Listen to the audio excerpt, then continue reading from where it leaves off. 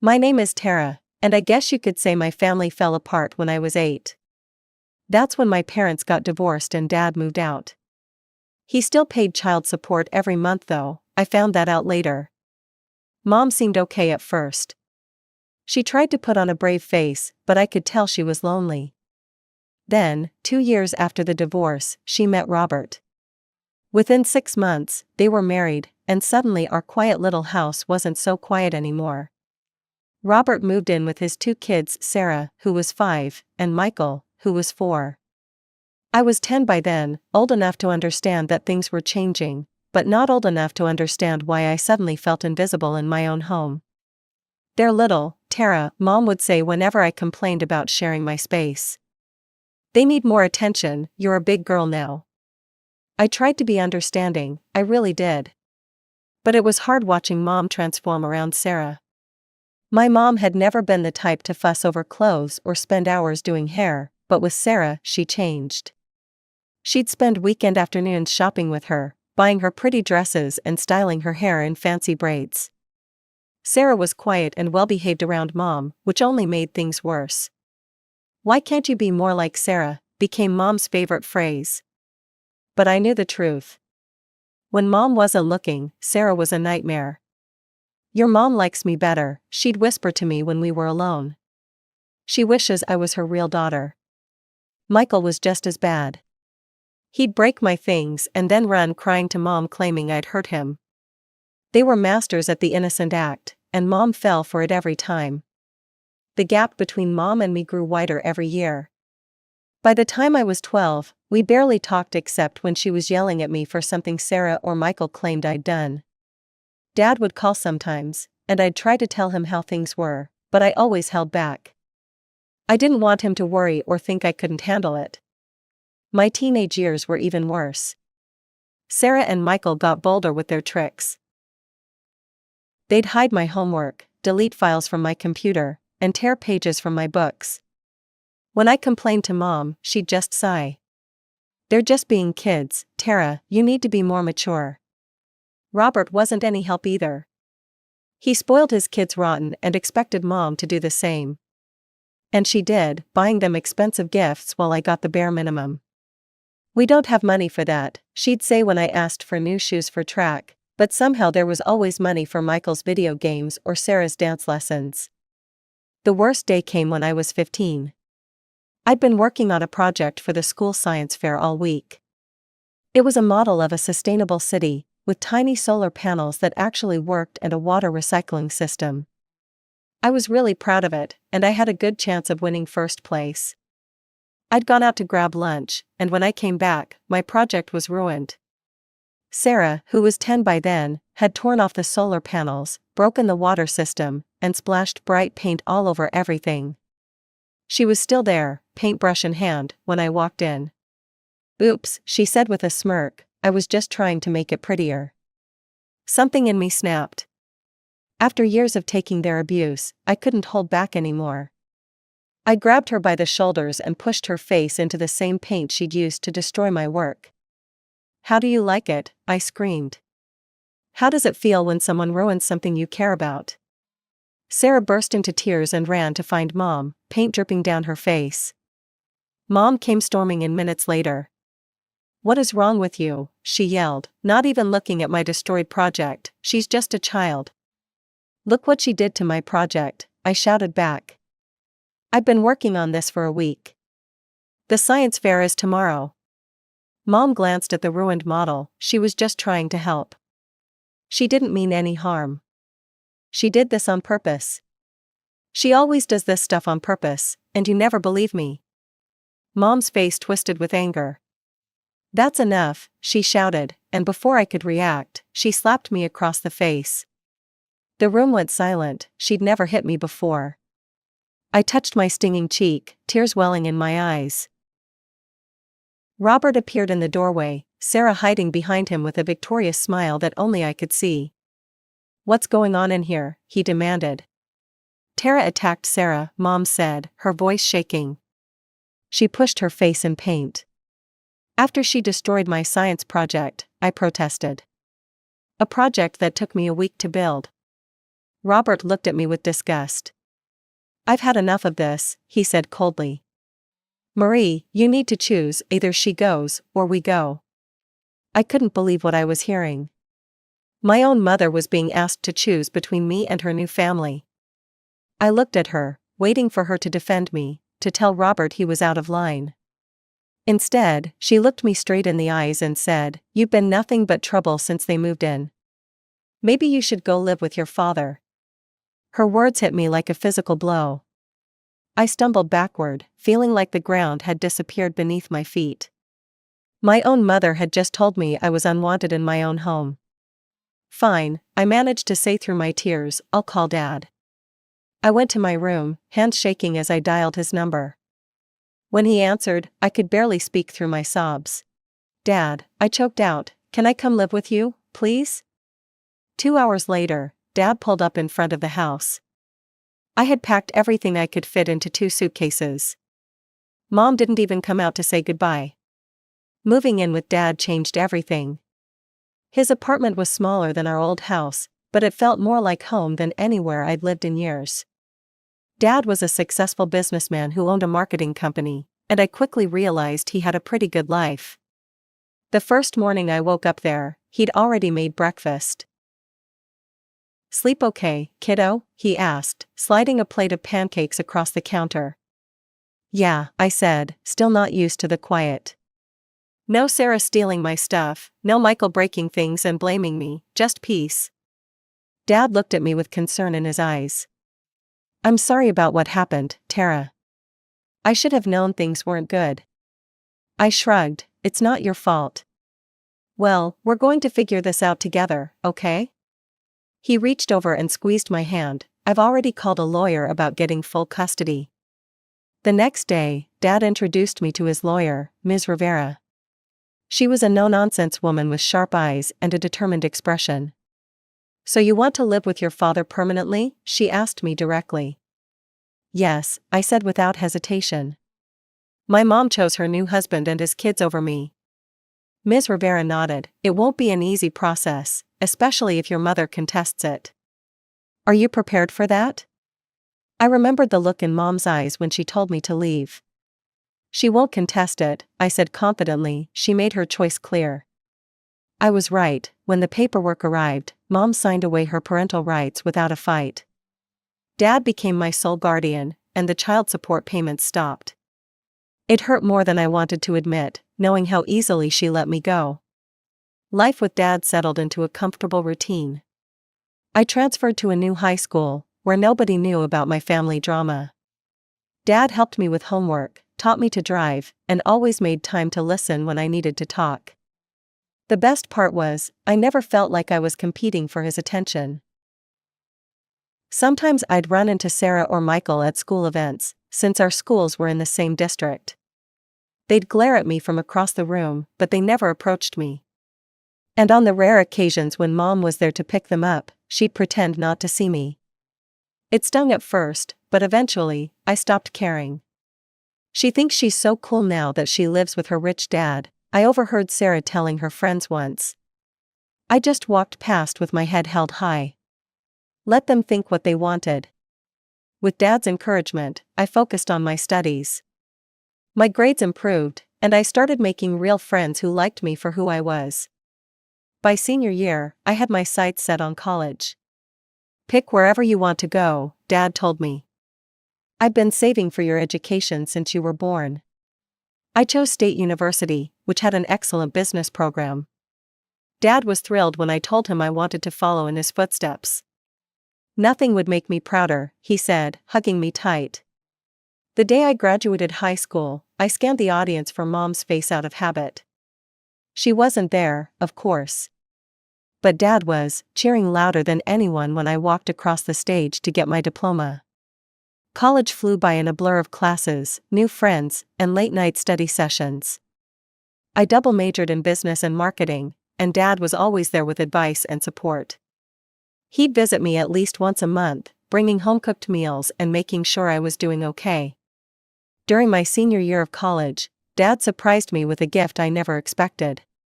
"I bought you an apartment," he announced over dinner during one of his visits. It's not huge, but it's in a good neighborhood. You'll have a place of your own after graduation. I nearly choked on my pasta. Dad, that's way too much. He shook his head, smiling. I've done well, Tara. I want you to have a good start. No rent to worry about while you're building your career. After graduation, I moved into my new apartment. It was perfect, 2 bedrooms, a modern kitchen, and a small balcony with a view of the city park. Dad had even furnished it for me. True to his word, Dad also offered me a position at his company. I started at entry level, despite his ownership, because we both agreed I should earn my promotions. I worked hard and learned quickly. By the time I turned 25, I'd been promoted twice and was managing my own team. Dad was obviously proud but never made a big deal about it at work. For 3 years, life was pretty much perfect. I had my own place, a job I loved, and a dad who supported me in everything I did. I barely thought about Mom or my step-siblings anymore. That chapter of my life seemed firmly closed. Then one ordinary Tuesday, everything fell apart again. I was in a meeting when Dad's assistant knocked on the door, her face pale. Tara, you need to come with me right away. In the hallway, she told me Dad had collapsed in his office. By the time I got to the hospital, it was too late. A massive heart attack, the doctors said. Nothing anyone could have done. At 26, I found myself planning my father's funeral. I moved through the days in a fog of grief, handling the arrangements mechanically because I knew Dad would want things done properly. The funeral home, the obituary, the reception afterward, I took care of it all, barely letting myself feel the crushing weight of what I'd lost. The morning after Dad died, someone knocked on my apartment door. When I opened it, I nearly slammed it shut again in shock. Mom stood there, looking older but still recognizable. Tara, she said softly, I heard about your father, I'm so sorry. I stood in the doorway, staring at my mother in disbelief. It had been over 10 years since we'd spoken. What are you doing here? I managed to ask, my voice hoarse from crying. I heard about your father from your cousin Ben, she said, her eyes filled with what looked like genuine sadness. May I come in? I hesitated, then stepped aside. Mom walked into my apartment and looked around, taking in the modern furniture Dad had helped me pick out. This is a lovely place, she said quietly. Dad bought it for me, I replied, watching her reaction carefully. She nodded, he always wanted the best for you. An awkward silence fell between us. I had no idea what to say to this woman who had once told me I was unwanted in my own home. Tara, Mom finally said, I know we have a complicated history. But I couldn't let you go through this alone. I want to help with the funeral arrangements. I know it's a lot to handle by yourself. I was about to refuse when I realized how overwhelmed I felt. Dad had been my only family for so long. I had friends, of course, but organizing a funeral required family. Okay, I said cautiously, I could use some help. Over the next few days, Mom took charge of the details I couldn't face, calling Dad's extended family, arranging the service, ordering flowers. She was efficient and thoughtful, remembering things I would have forgotten in my grief. At the funeral, she sat beside me, handing me tissues when I needed them. I caught her wiping away her own tears during the eulogy. Your father was a good man, she whispered to me afterward. He raised you well. It was the first genuine compliment she'd given me in years. After the funeral came the reading of the will. Mom offered to come with me, and I accepted. The lawyer explained that Dad had left me everything, his house, his company, and all his savings. It was a substantial inheritance, more than I'd expected. Mom squeezed my hand. He wanted to make sure you were taken care of. As the weeks passed, Mom and I began to rebuild a tentative relationship. She invited me to dinner at her house, and I was surprised to find myself accepting. Robert, Sarah, and Michael were there, all grown up now but still recognizable. They were polite, even friendly. Sarah, now 21, hugged me when I arrived. I'm sorry about your dad, she said. And I'm sorry about how we treated you when we were kids. Michael, 20, nodded in agreement. We were little jerks. I hope we can start over. I was suspicious at first, but their kindness seemed genuine. Robert was less enthusiastic but civil. We ate dinner together, and for the first time in years, I felt like I might have a family again. You should come over more often, Mom said as I was leaving. Our doors are always open for you. She pressed her house keys into my hand. In case you ever need to stop by. Later that week, as I sat alone in Dad's office at the company, trying to figure out how to run a business I wasn't ready for, Mom called to check on me. Are you doing okay? She asked. Not really, I admitted. I don't know if I can handle the company by myself. You don't have to do everything alone anymore, Tara, she said gently. You have us now. I started visiting Mom's house regularly. The more time I spent with them, the more I believed we had finally put the past behind us. We talked about what had happened when I was 15, and Mom actually apologized. I was wrong, she said, her eyes filled with regret. I chose Robert and his kids over you, and it was the biggest mistake of my life. I've regretted it every day since. I wanted to believe her, maybe I needed to believe her. Then the requests for money started. Small at first, Mom asking if I could help with a $150 utility bill because they were a little short this month. I gave it to her without hesitation. Then it was $200 for Michael's textbooks. Then $300 for car repairs. I didn't mind helping out, I had more than enough money now, and it felt good to be needed. Sarah and Mom started inviting me shopping, and somehow I always ended up paying for everything. I'd walk around the mall with them, Sarah trying on outfit after outfit, Mom encouraging her. That looks gorgeous on you, honey, Mom would say, then turn to me, don't you think so, Tara? And I'd nod and hand over my credit card at the register, telling myself this was what families did for each other. I began buying groceries for them too, showing up at their house with bags full of food. They always seemed genuinely grateful, especially Robert, who would clap me on the shoulder and say, "You're a good kid, Tara. Better than we deserved." One Friday evening, about 6 months after Dad's death, I decided to surprise them. I picked up food from their favorite restaurant, expensive steaks and gourmet sides, and drove to their house. I used the key Mom had given me to let myself in quietly, planning to set up dinner as a treat. I could hear laughter coming from the living room as I entered. The TV was on, music playing quietly beneath their conversation. I was about to call out when I heard my name. "Tara's such a pushover," Sarah was saying, her voice slurred slightly.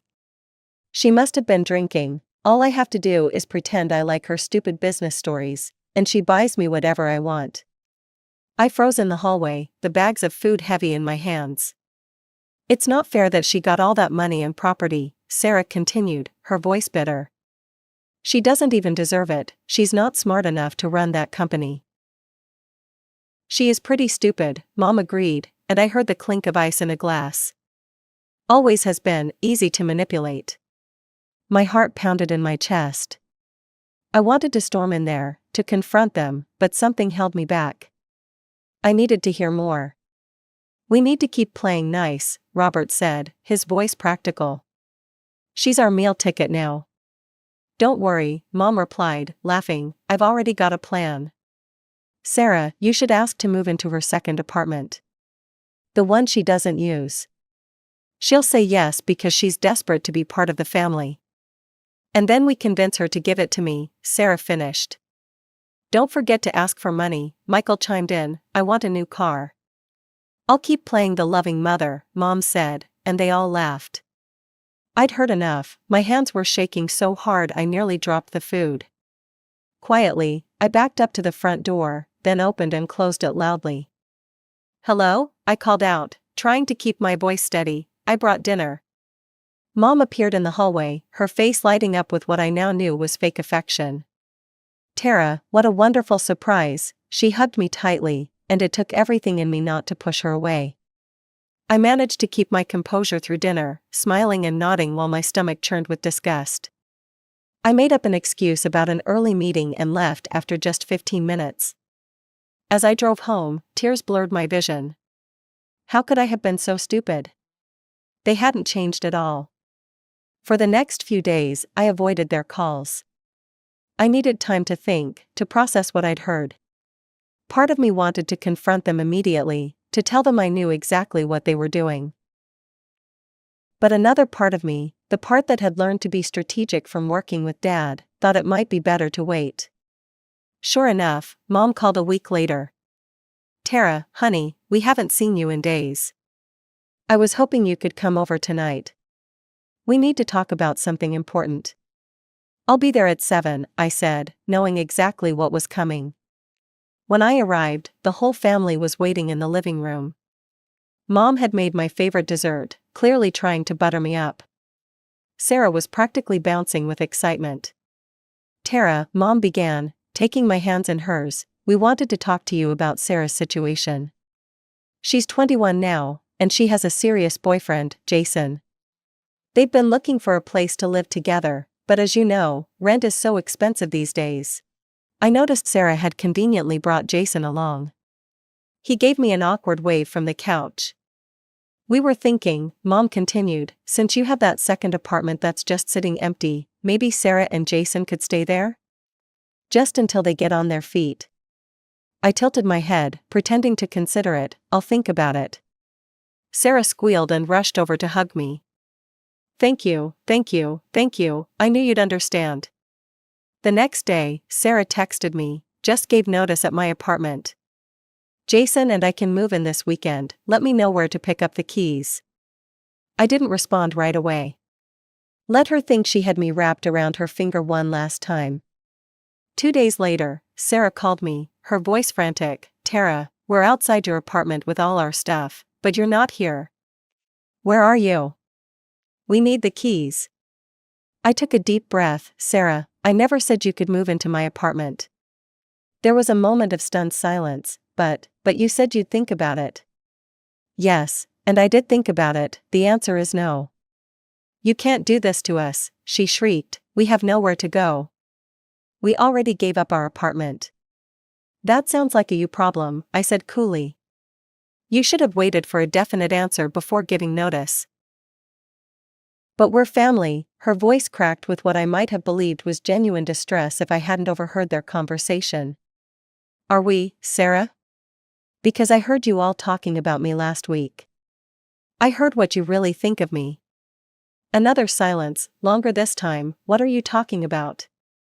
"I was there, Sarah, I heard you call me stupid. I heard Mom laughing about manipulating me. I heard your plans to take advantage of me." That was just a joke," she stammered, "we were just kidding around." "Well, now it's my turn to laugh," I said. "Enjoy looking for a new apartment." I hung up. Mom called next, her voice alternating between pleading and angry. I let it go to voicemail. Then she showed up at my office, causing a scene in the lobby until I agreed to see her. "How could you do this to your sister?" she demanded as soon as the door closed behind her. "Stepsister," I corrected, and easily. "The same way you chose them over me 11 years ago." Mom's expression changed, softening into the concerned maternal look I now recognized as completely fake. "Tara, sweetheart, I know we've had our problems, but we've moved past all that, haven't we? We're a family again."